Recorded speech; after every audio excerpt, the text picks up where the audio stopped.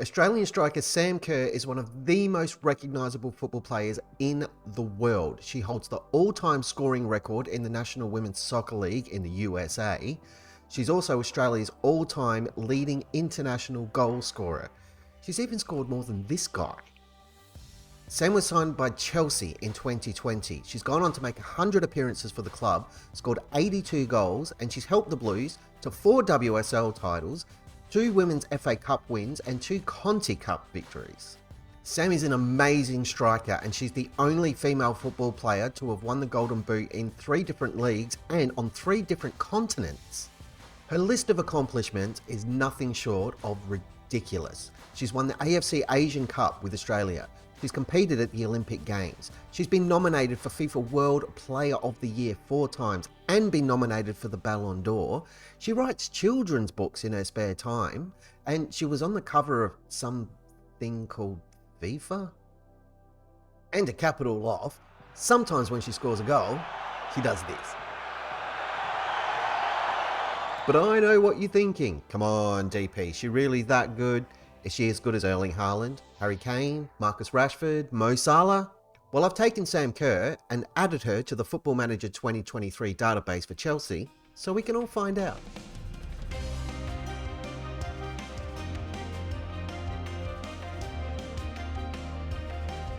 Sports Interactive, the makers of Football Manager, announced a couple of years ago that they will be adding women's football. And then they kind of didn't mention it for a while. But they recently announced that it will be coming in 2025. But I'm very impatient and I don't want to wait that long. So here's what I've done. Football Manager doesn't have Sam Kerr by default, but that FIFA thing that she was on the cover of, which apparently is a pretty big deal, does. So I've gone to the FIFA website and I've grabbed all the statistics and player ratings from there. And then, armed with all the stats and figures from FIFA, I've come to this conversion tool made by Rebel Rainer, link in the description, where you plug in all the FIFA numbers on this side, hit the update button, and it automatically converts it into Football Manager player ratings for you. Very nice.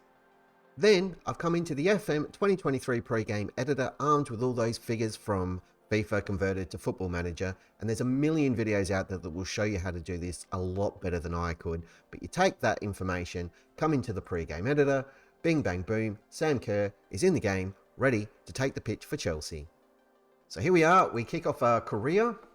We go to advanced setup because I want to show you how we've set this up and some of the options we select. So to keep it nice and light, we're going to remove all these other leagues. We're going to set it up just for England in the Premier Division only. We're going to leave all this the same and make sure that we're preventing use of the in-game editor because we don't want a bar of that. No shenanigans. The only change made to this database is the addition of Sam Kerr into Chelsea. I haven't even put her in the Australia squad or anything like that. It's just setting up the database. We'll be back in a second once it's done. This takes a minute. Right, so now our database is up and running. Thank you very much, Football Manager. And this is my lovely and talented assistant, Holiday Harry. Now, Harry's going to be in the save just to ride along. He's not going to manage a club. He's going to be unemployed, not actually doing anything. But because he's in there, we'll be able to use him to holiday forward for the whole season and then check back in with Sam at the end of that. Here we are then, we're just about ready to get started. You can see Harry here.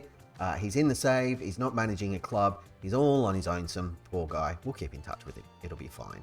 He's time traveling, he's gonna have a great time. Here is Chelsea, and they're predicted to finish 5th, and Sam Kerr is their starting striker already. I haven't done that, that's the game on its own.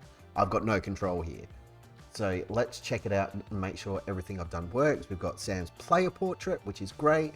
We've got our positions, but no real suitability because I didn't set that up.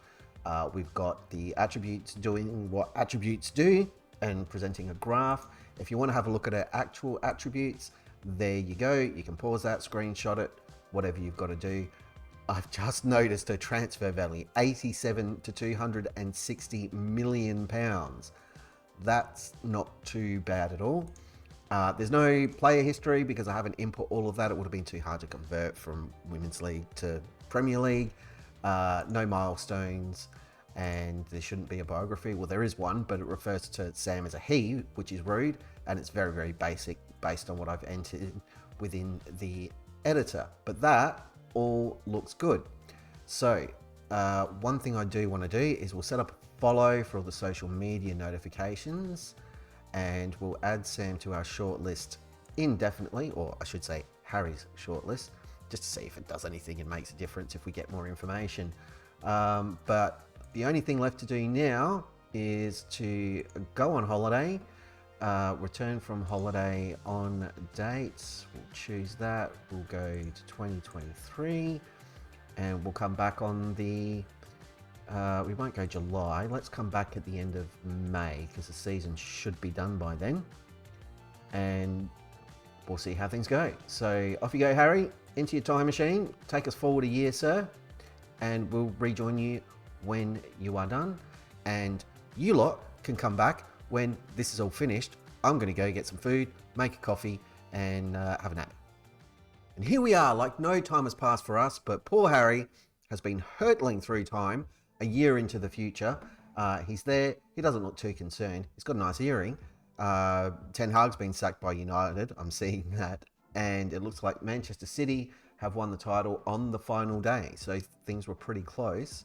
What we want to do, and I don't have the usual competition screen, so I can't cheat to do this. We want to go have a look at the Premier League. That's a bad sign.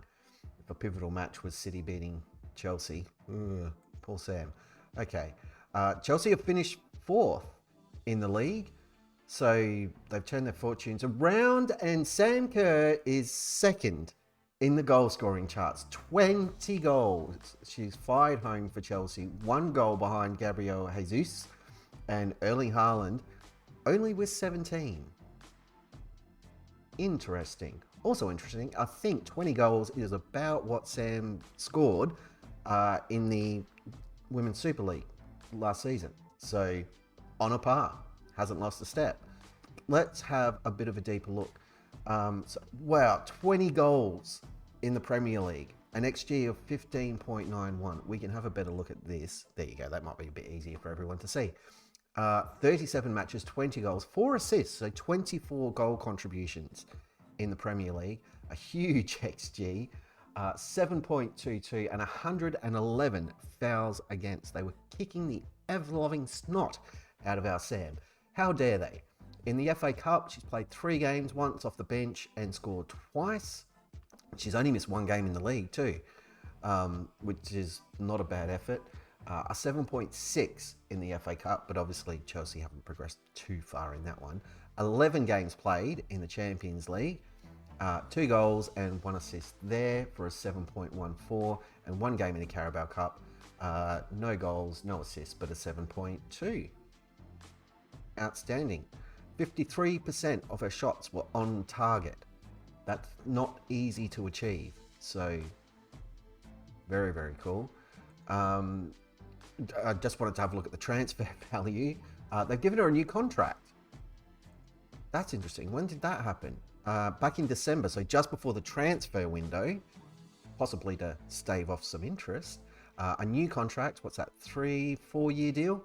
On £205,000 a week. So a bit of a pay rise for Sam as well. Nice. Let's have a look at the milestones. Wow, that is a long list. Okay, we'll go through it as quick as we can. Appointed vice captain of Australia. First goal against Crystal Palace. We'll check out the schedule in a minute and see when all these goals were scored. Couple of records for Australia, which is all best up because it's mixed in with her Matilda's appearances. Shortlisted for Asian Footballer of the Year, and then 30 days later, took it out. Well done, congratulations. Named in the best 11 for Australia, Team of the Week, Player of the Month in the Premier League for January, a whole bunch of Teams of the Week, so understandable then through, well, that's in February, and then in March, Player of the Month for March, Team of the Week again all through April and May, runner-up in the Golden Boot, which we've just seen, and named in Chelsea's best 11 with a 7.22. Raheem Sterling had a higher rating than Sam did and played less games. That's surprising. And Reece James has just picked her out as well on a 7.23, but no goals for him. 24 for our Sam, 21 for Kai Havertz too. That's not bad, but we don't give a stuff about Kai Havertz. We're here to talk about Sam. So, schedule, senior squad. let's have a little look-see. All the way back up the top at the start of the season. Well, that's not a great start, is it? But Sam hit the ground running at home with a goal against Crystal Palace, another one here against Leeds, zooming through, a goal against United. That's no mean feat. A little bit of a dry spell from the looks of things. Oh no, here in the Champions League against Trabzonspor. She scored the 8th minute. Didn't back it up in the second game against them in the group stage. Scored again against West Ham to possibly secure a draw, unless they've coughed up 2 goals late. I can't see the match report, so we'll never know. Another goal here against Brighton to secure 3 points. Nicely done. Aubameyang got a run in a friendly. Good for him. The winner against Wolves. Another goal here against Brentford. A hat-trick, actually. Oh, wow. A hat-trick of penalties, no less. With a 9.3 rating. Excellent stuff. A goal here against Arsenal for the win. Very cool. A brace here against Hull in the FA Cup. And we saw she had a high rating, so that makes a bit more sense of that. 3-1. She scored in a win against Newcastle. Bit of a quiet spell. 2 goals against Liverpool, the only goals of the game. That's not easy to do. Another penalty here against Wolves. She had a great time against Wolves. Loves playing Wolves. A goal to secure 3 points against Bournemouth and put the result beyond doubt. A goal here against Bayern. Wasn't the winner, but that got them past Bayern and knocked them out of the Champions League. Nicely done. The goal against Manchester City, so that's that result that we saw in City's doing the double news item in the 60th minute. But sadly, they haven't been able to take the win there. We can see the actual timing. So yeah, she's got the equaliser, and then they've coughed one up, sadly. That's a shame. But it did let me see the match report for that one. Weird. And where else have we got goals? We've got a penalty against Leeds in a 3-1 victory, and then a final goal of the season, or goals of the season. Scored 2 goals against Tottenham, and that was enough to get them past and to secure this 4th place finish back in the Champions League. Sam Kerr, 2nd in the Golden Boot. Welcome to the Premier League, Sam. So, in the battle of Sam Kerr versus the Premier League, I declare the winner, Sam Kerr. At least according to Football Manager. But that's because she's awesome. She's a brilliant footballer. And not brilliant female footballer. Brilliant footballer, full stop. But what do you think? Do you think we need to change the conditions of the save to tweak it? Do you think we need to sim more seasons to see what happens? Let me know down in the comments. And if you've enjoyed the video, hit the like button and also hit the subscribe button so you don't miss all the cool stuff coming up on the channel. But until then, thank you for watching and be good. If you can't be good, don't get caught.